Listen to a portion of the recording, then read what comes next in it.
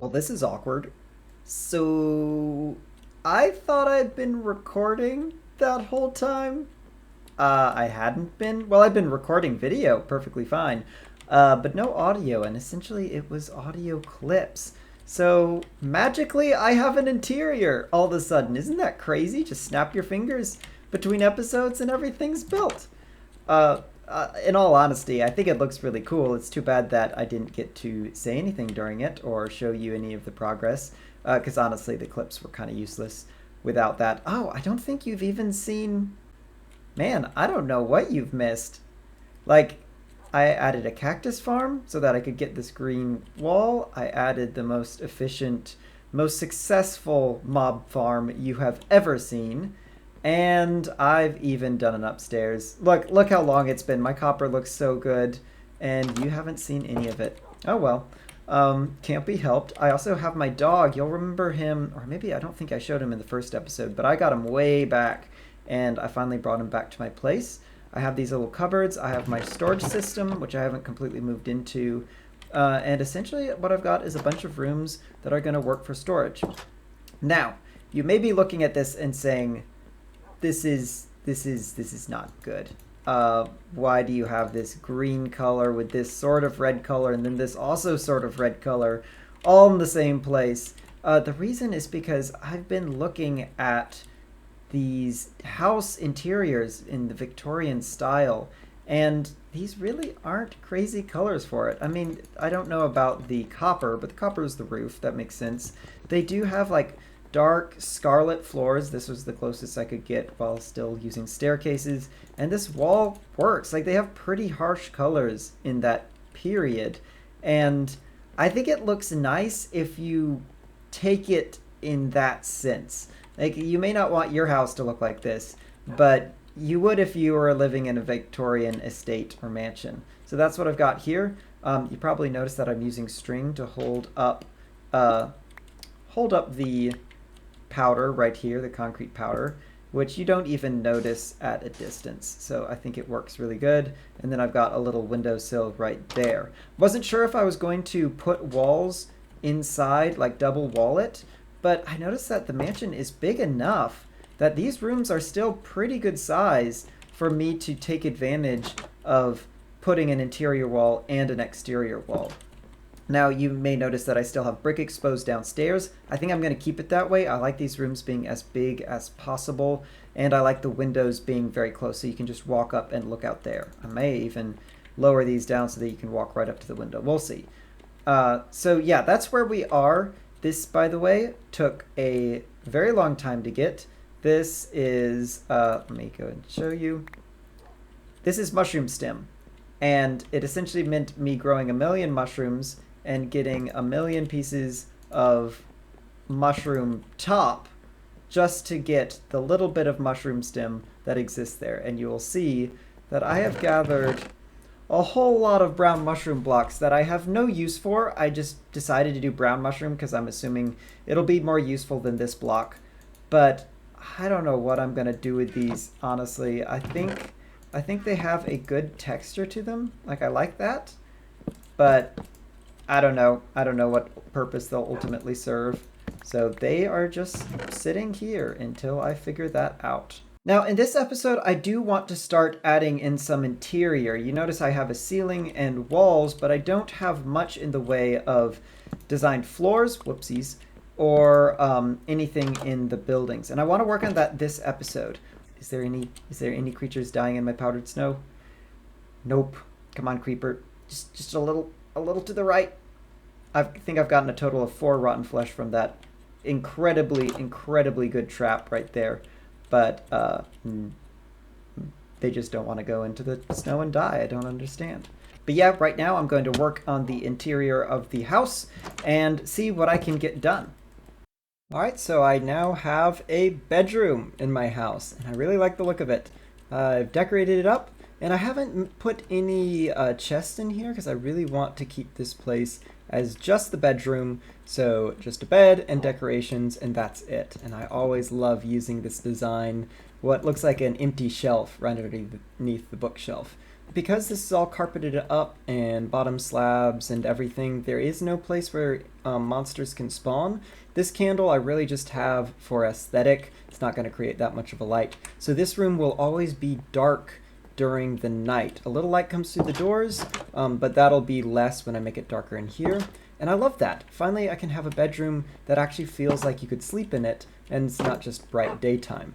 Now this room is probably going to be my study. Now I don't know if that has any practical purpose, especially because there's no chest nearby. Obviously my storage is up top, so I'm not really sure what the benefit of this room is going to be, but I felt it was fairly cramped in here, so I wanted to expand this out into basically an open floor plan into the second room. However, I've run into a problem. As you can see, this uses a lot of wool. Wool for the banners, wool for the top up there, wool for the beds and the ground. Wool is not something I have in large supply right now because I currently have like no farms, and a sheep farm is one of those farms that I do not have. And I said I was going to make a bunch of farms this season, hopefully, but I'm wondering, what I want to do for sure is I want to have a steady supply of wool, but I'm trying to think, do I want that supply to be, I go out there and I shear a bunch of sheep that are grazing in a big, cool-looking pasture, or do I want to line them all up business style and make sure that they're just automatically sheared passively, AFK, if I want to? I'm not sure. I think what I should probably do...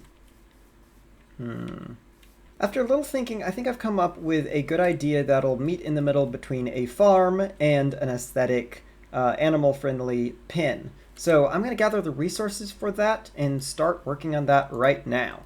Alright, this is what I have so far, and you may already be able to tell what the plan is. So essentially, I'm going to have little dispensers right here that will shear the sheep when they walk over it, and then I will have hopper minecarts underneath picking up the wool and dispensing it down out here, maybe to a chest on the side or something.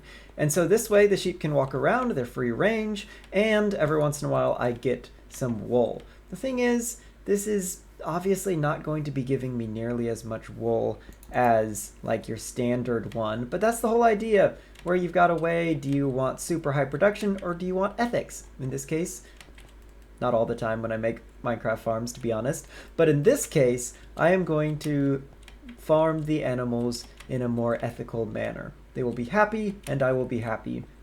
And the thing is, right now I don't need a massive amount of wool, so I think this slow rate of wool is going to be good enough.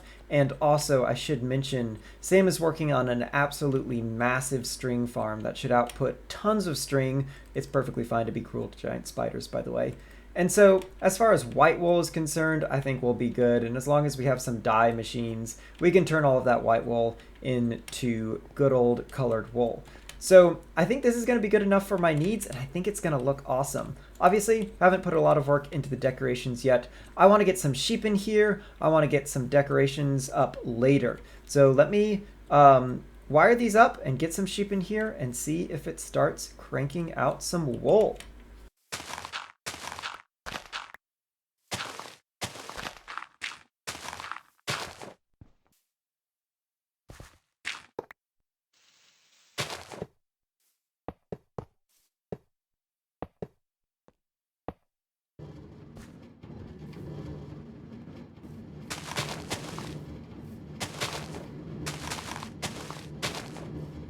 Guys, it's working.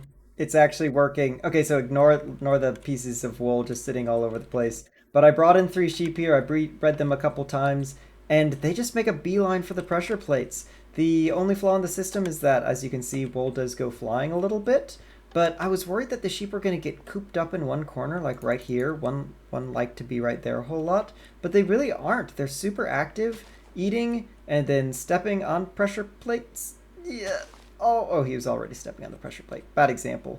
But it's been perfect. I've actually been collecting a decent amount of wool. Now, there is one flaw in the system. Right now, I don't actually have a way to get to the wool other than digging holes. So I'm going to have to create a system to funnel all of the wool into a chest somewhere. But this is awesome. Oh, man. I just love things like this. This is the kind of redstone that I love. It's not necessarily complicated, but it's creative, and it solves a problem in a way that most people aren't solving a problem. I didn't go to a YouTube video to see how to do this, but now I have a sheep farm that is AFKable, fairly efficient, I think, just a little bit of loss, and makes me feel good about how I'm treating the sheep. I know they're fake, but it's kind of a cool design, and it looks good, and I just love it. So I will finish this up, I'll decorate it, I'll get more sheep in here, and I'll try to funnel everything into one location. I really feel good about how this turned out, and maybe I'll look into solving the loss problem right there. Anyway, I am going to call it there for the video. I know it's a super short one, but I messed up on the recording, so I did a lot more work than I've recorded here. Sometimes episodes may be like this, super short, and in this case I just want to get something out. It's been a little while. If it's short, if there's not a lot of content, then that's fine by me. Either way, thank you so much for watching. If you like this video, leave it a like, or don't. That's totally up to you. And I will see you in the next one.